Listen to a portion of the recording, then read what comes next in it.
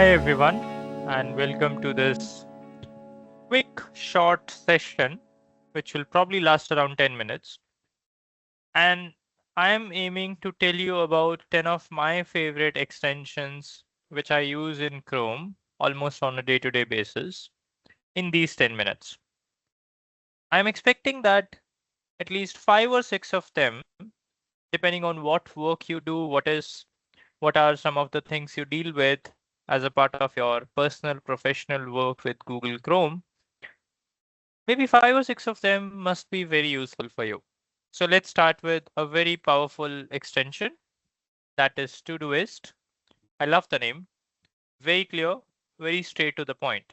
So what does it do? It manage your to-do list. It manage and guide you on what is scheduled for you for today, like you can see in the screenshot, right? And you can add your items, you can mark them as completed, you can mark them in progress. So it's a to-do board for you as an extension, as a part of your Chrome browser. Let's talk about the next one. So who doesn't know Grammarly? It's a very powerful tool on evaluating your sentences, making sure that whatever you have written is grammatically correct, very fluent, and is suiting the tone that you want it to suit to. And you don't need to go to a separate tab and copy paste your content there and get back the content. No, it's now Grammarly provides you an extension in Chrome where you can integrate this extension to, as you can see in this carousel, in almost every website, whether it is LinkedIn or Slack or Google Docs or anything else. In the website, Grammarly can jump in, do the work it needs to do, and then vanish away.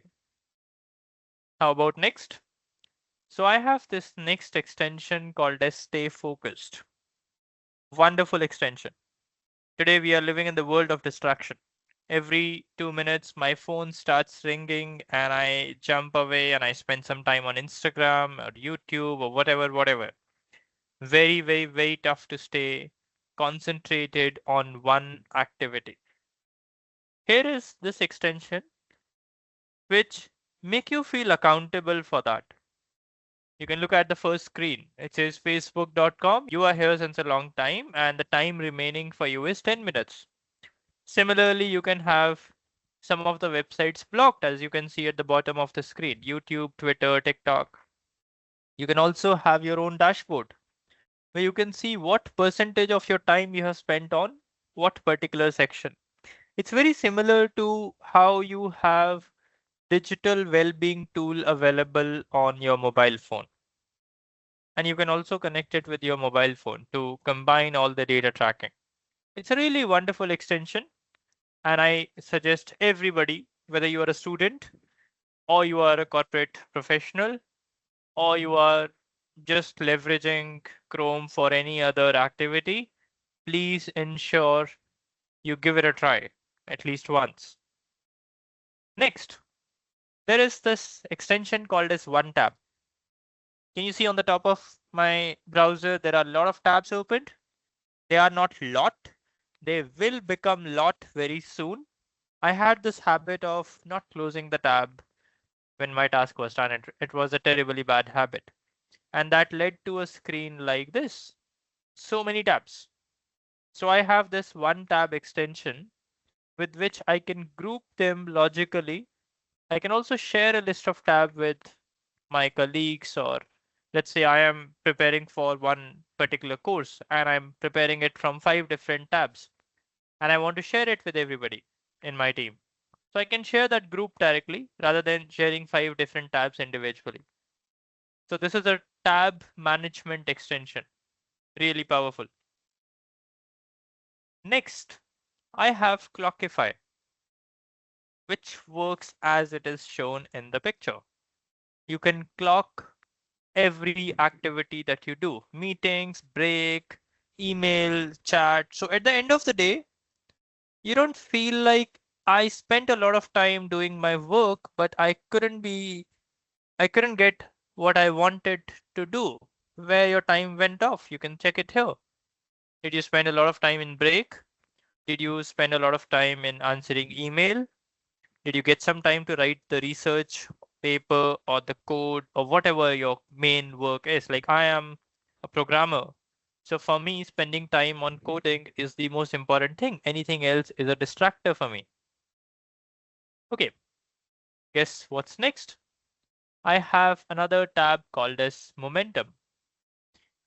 Right, so when I get into Chrome and let's say it's Monday morning, I am still in the weekend hangover. I need a strong sense of motivation. Coffee probably doesn't do all the things that it's needed. What if your Google Chrome is always motivating you with a very nice message, with a very focused, inspirational thoughts, and you start with a very good mood? It can improve your productivity by a fair percentage. And what if you get something like a Pomodoro cycle in the browser itself? That's what this extension Momentum is designed to do.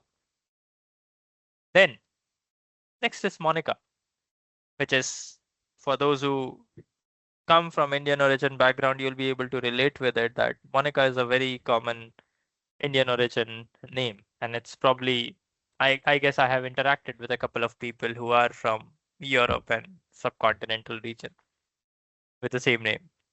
Anyways, so what is this extension about? This is an extension which can provide you a multi-model solution to your question. Let me explain that.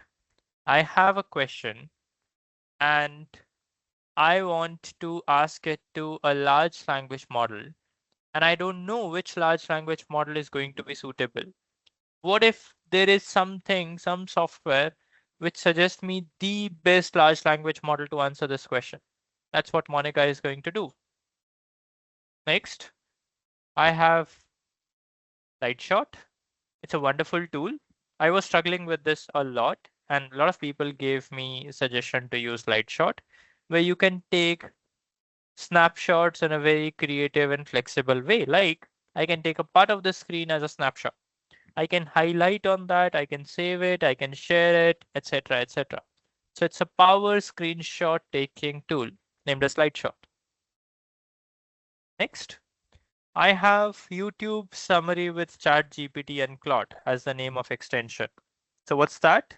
I guess name is self-explanatory. You want to watch a podcast, you don't know will it be helpful to me or not. You're dicey. It's 1 hour long podcast. No worries. You just pass it on to this extension and it'll give you a summary of what all you're going to expect in this particular podcast or any video. And then you can decide whether it is good for me or not. Should I watch it or not? Probably the summary itself will do the task it's needed and you save some time. And then last but not the least, today we are living in the world of paraphrasing. We take a lot of help from LLMs, ChatGPT, Claude, etc. And we sometimes want to rephrase it in a certain tone. Word tune is there for you. It's a paraphrasing and grammar tool. So it's a mix of Grammarly plus many other tools which comes up for paraphrasing, where I can write something and I can paraphrase it, or I can take something from LLM and then paraphrase it, make it sound it more humanly. And that is the end of this short lecture. I hope you liked it, and I'll catch up with another short snippet soon. Thank you.